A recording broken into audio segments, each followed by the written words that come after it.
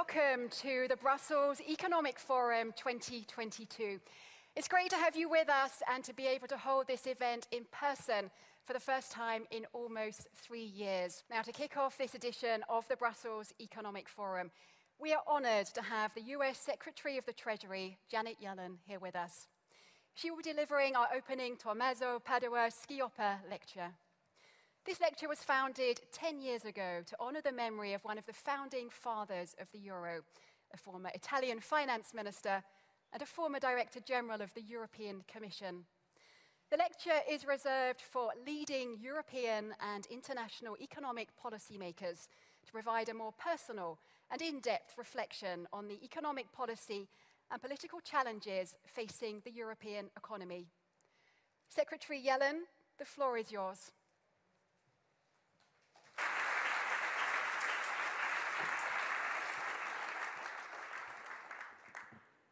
Thank you for inviting me to speak at the Brussels Economic Forum. And welcome to our first panel of the day. Just to quickly reintroduce our guests again, we have Executive Vice President of the European Commission, Valdis Dombrovskis, the General Secretary of the Industrial European Trade Union, Luc Triangle, and joining us remotely, we have Spain's Minister for Ecological Transition and Demographic Challenge, Teresa Ribera. And we have the CEO of Belgian multinational chemical company Solvay, Ilham Kadri. A very warm welcome to all of you remotely on stage. A reminder that we do want you to be a part of the debate. We will be taking questions later if we have the time. We definitely want to. And for those of you watching online, do send us your questions using Twitter or Slido with the hashtag EUBEF22, and I will do my best to put some of them to our speakers. So let's get started with our panel. And my first question: Russia's war in Ukraine has caused a huge surge in energy prices. Inflation is at record highs. The Commission has just downgraded its forecast. How can we secure the energy transition, climate neutrality by 2050 at this time of crisis and war at our borders without adversely affecting people's standard of living and purchasing power? I'll put that to you first, Vice President Dombrovskis. Yes, good morning, everyone. And first of all, welcome to the Brussels Economic Forum. Thank you. So the Repower plan to be revealed tomorrow, is that right? Indeed. Okay, thank you. Minister Ribera, the same question to you, please. Thank you so much for this very interesting panel. And I would like to start by underlining and backing what... Minister, thank you. I'll turn now to you, Luc Triangle. The same question, please. No, I think it's clear that industrial reality in Europe is already facing is most important. We will come back to the regions later in this discussion. I'd like to come now, though, to Ilham Kadri and to give you the same chance to respond to that question. Yeah, hello. Can you hear me well? Very well. It works? Okay, thank you. And thank you for having me. Thank you very much indeed. I just want to come back to you very quickly, Executive Vice President Dombrovskis, as the Commission representative. We heard there from Mr. Triangle saying no one left behind. It's a slogan we've heard a lot, but not enough's being done. A very quick response to that, if you could. I think it's very clear that the green transition can only happen in a socially acceptable way. Thank you. Okay, let's move on now to solutions. And Diego Kanzik talked about redistributing some carbon revenues in a targeted way. I don't know what you think about that. So his question to you was, what role can fiscal policies play in supporting the most vulnerable in the green transition? And that question first to Minister Ribera. If I can have quick responses to this question, we want to get some questions from the audience. So that to you first, Minister Ribera, please. I think that Diego is right. So I think that good balance, a healthy balance, is the best recipe to have a sound, sustainable, and profitable economy. Those could be my comments. Thank you. Okay, then the same to you. I don't know if you want to respond to that, but certainly to the question, Mr. Triangle.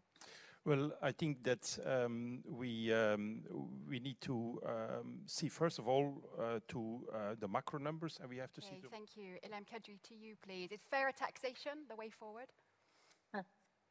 Well, I mean, the Green Deal, and we need a holistic solution, is not just one solution, I believe. The Green Deal will... Thank you. I saw Minister Ribera nodding to your last remarks there. To you then, Vice President Dombrovskis, and I want to take some questions from the audience.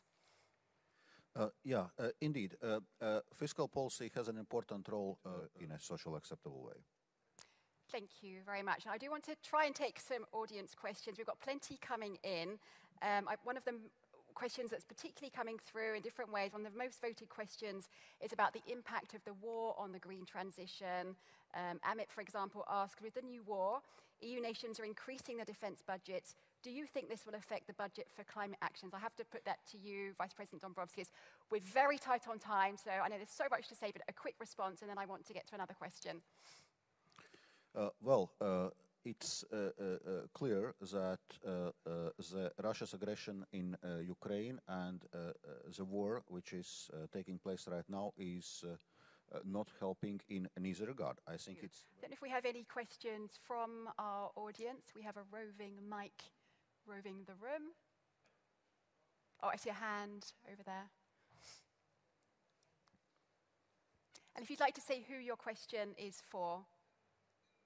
So I would like to ask if this is what we should call a social just transition, if it is responsible and just that the onus of responsibility of mitigating the crisis is in the consumer and not in the corporations. Thank you very much. Thank you. I think, we seem to have lost our two of our panelists. They're back. I wanted to put that question, I think, to Ilham Kadri, CEO of Solvay. What's your answer to that? Well, I think, first of all, everybody should mobilize to support, Ukraine and, this unbearable war, which I couldn't imagine it can happen in my generation, right, in Europe. Time is flying by. I think we've just got time for one more panel question. We did promise we'd come back to the regions. So how do we act then to protect the more vulnerable regions and member states so that no one, nowhere is left behind? I'll come to you then, Mr. Triangle. Yeah, I think this is really a key question, Green Deal, and especially on the social dimension, and that in all regions in Europe.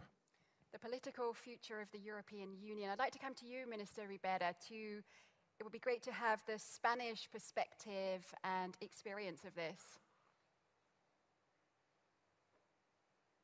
Minister Ribera. Thank you. Yes, now I get. I would like to go along these very same lines, but to say that it is not only a technological or a financial. So no shortcuts. Ms. Kadri, if I can come to you, the same question. And how do you see the role of business in this? Yeah, indeed. I like the word, and I will adopt it. No shortcuts. Well, listen, the European region disproportionately are affected by the energy transition, right? There's a huge amount to respond to, and I do want to come to you for the final word. We are very tight on time. We have to finish in seconds, but we heard there business depends on the infrastructure, on the secure supply of energy. There was the mention of EU legislation. A chance for you, a quick response, if you can, to that. Maybe let me give a bit to come back to the question from the audience about this reducing the temperature by 1 degree question. Yes, so I'll be very brief. Yes, that's the day we need to deal with this, all of us together. Thank you. Thank you. The time has flown by, as we knew it would. An excellent discussion. I'm sure that you will agree, one to be continued. A huge thank you to all of our panelists for your time this morning, for your insight. It's been a great pleasure to discuss these crucial issues with you. Thank you. Thank you for your questions and involvement. I'm sorry we didn't have more time to get to them.